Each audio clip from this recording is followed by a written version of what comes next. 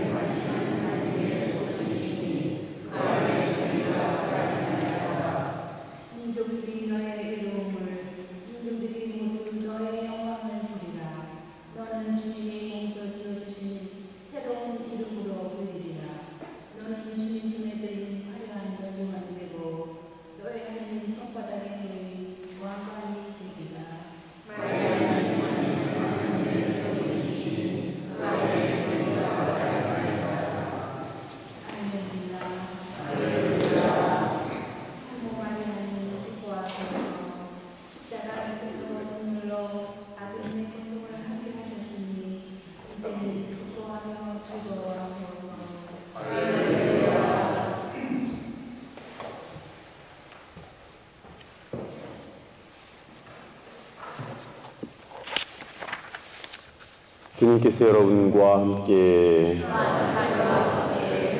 마테오가 전한 거룩한 복음입니다.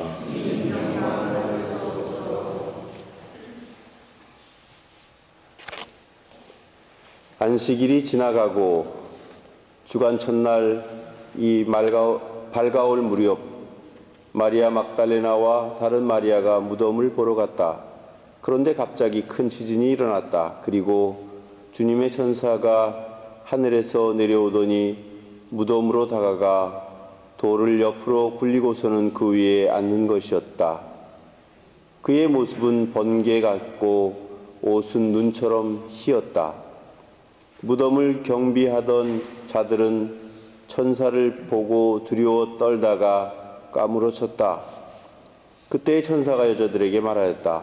두려워하지 마라. 너희가 십자가에 못 박히신 예수님을 찾는 줄을 나는 안다. 그분께서는 여기에 계시지 않는다.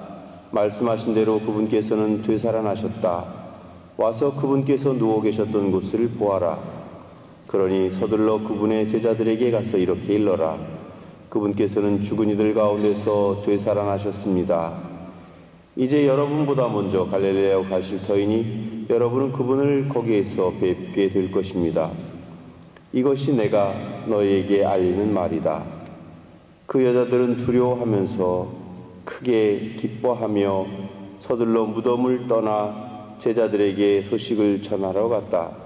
그런데 갑자기 예수님께서 마주 오시면서 그 여자들에게 평안하냐 하고 말씀하셨다. 그들은 다가가 엎드려 그분의 발을 붙잡고 절하였다. 그때 예수님께서 그들에게 말씀하셨다. 두려워하지 마라. 가서 내 형제들에게 갈릴레아로 가라고 전하여라. 그들은 거기에서 나를 보게 될 것이다.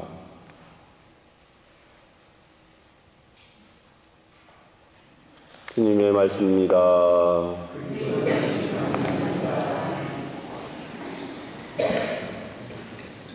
예, 저희 본당에서는 한 달에 한 번 첫 주 토요일에 성모신심 미사를 봉헌하는 좋은 그런 전통이 있습니다. 이것은 참 좋은 전통인 것 같고, 또 이러한 성모 신심을 기리면서 또 성모님께 대한 우리의 온전한 마음을, 또 우리의 기도를, 우리의 정성을 바칠 수 있는 기회가 주어진다는 것에 대해서 매우 의미 있는 일이라고 생각을 합니다. 그런데 한 가지 신기한 일은 예수님께서 십자가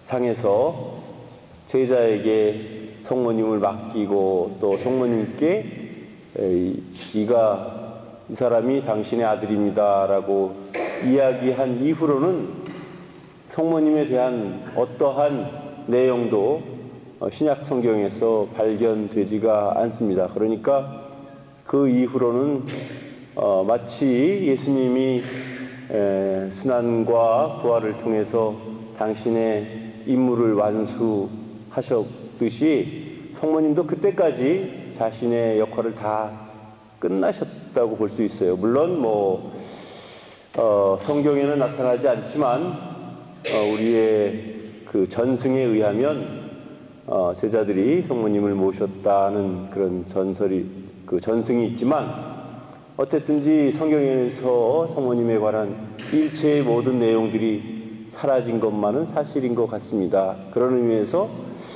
아들 예수님께서도 돌아가시면서 이제 다 이루었다라고 말했듯이 성모님께서도 예수님과 함께 동참했던 구세사의 그 일을 무사히 다 마치셨다, 이렇게 볼 수도 있겠죠.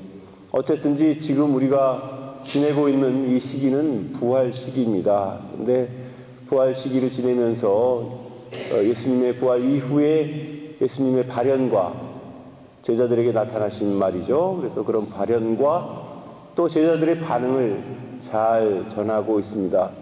사실 오늘 복음에서도, 오늘 성모신심 복음 말고 오늘 날짜의 복음에서도 보면 그 처음에 막달레나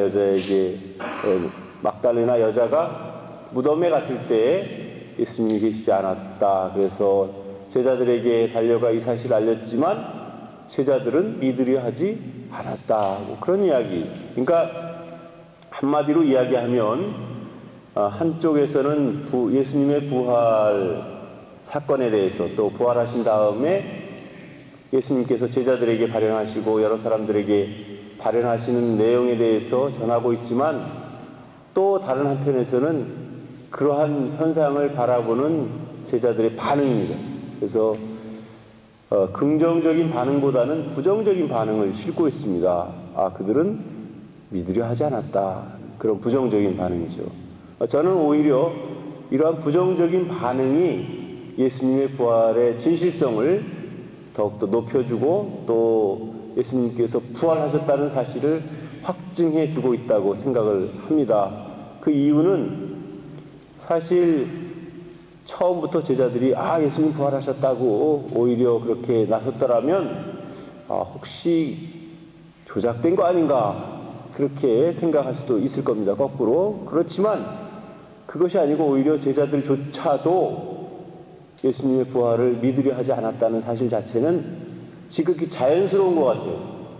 사실 부활이라고 하는 사건이 정말 얼마나 어마어마한 사건이고, 또 그 부활이라는 사건을 통해서 우리의 신앙에 어떠한 희망이 생기고 목표가 생기고 또 그 목표를 예수님께서 부활을 통해서 우리에게 보여주셨고 가르쳐 주셨기 때문에 부활이라는 사건은 결함으로 따진다면 노른자이라고 볼 수가 있겠죠.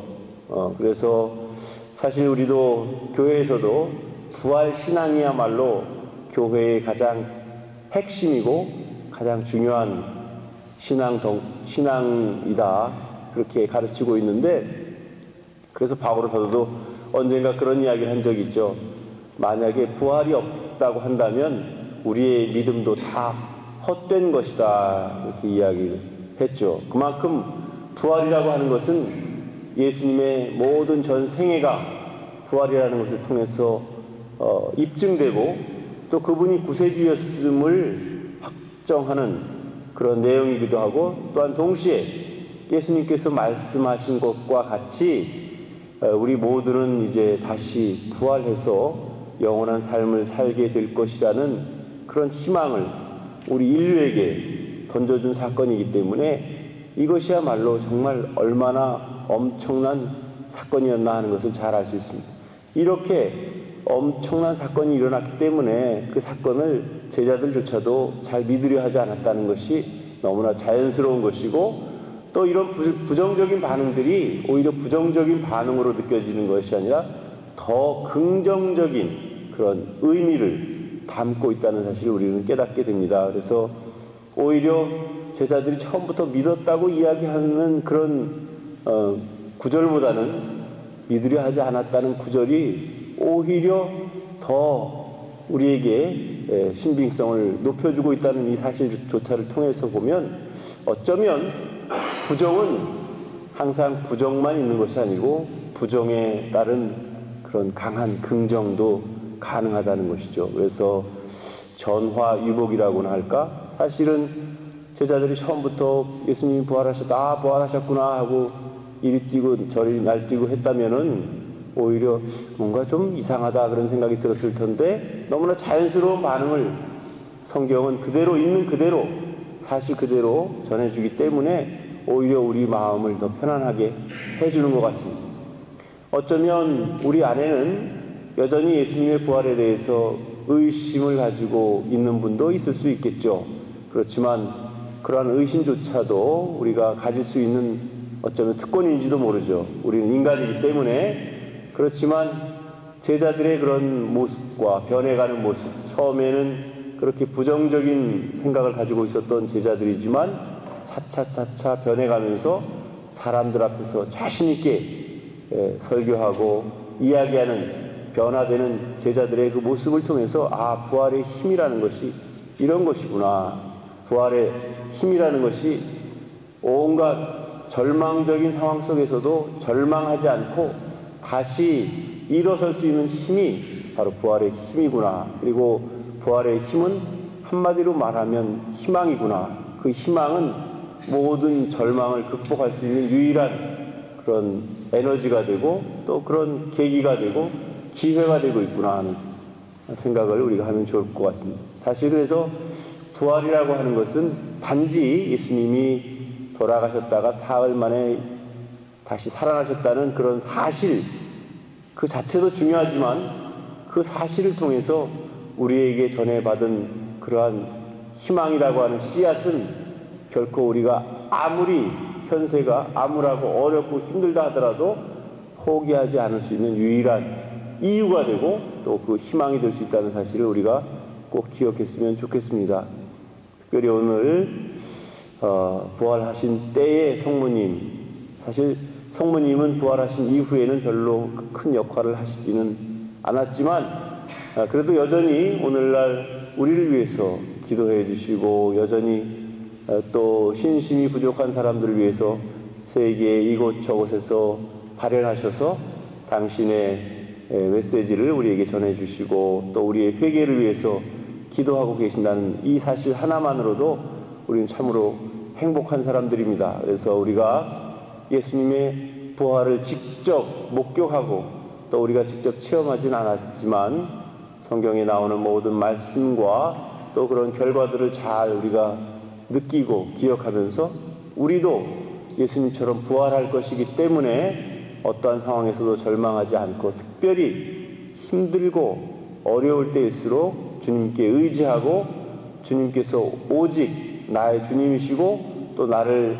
영원히 살게 하실 수 있는 유일한 분이시라는 사실을 우리가 굳게 믿고, 어떠한 어려움과 시련 앞에서도 흔들리지 않는 그런 우리 자신들이 되기를 진심으로 바라고, 부활 신앙이야말로 우리가 살아가는 존재의 이유가 된다는 사실을 우리가 꼭 기억했으면 좋겠습니다.